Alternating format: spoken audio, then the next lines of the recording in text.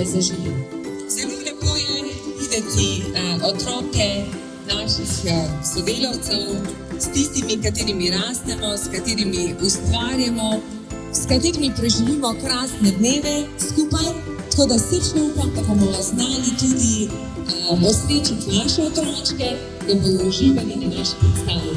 Jaz vam želim danes čudovito nedeljo, želim, da se naši otroci imajo to in da bodo veseli božička, ki jim bodo stavili. Tako da imejte se lepo.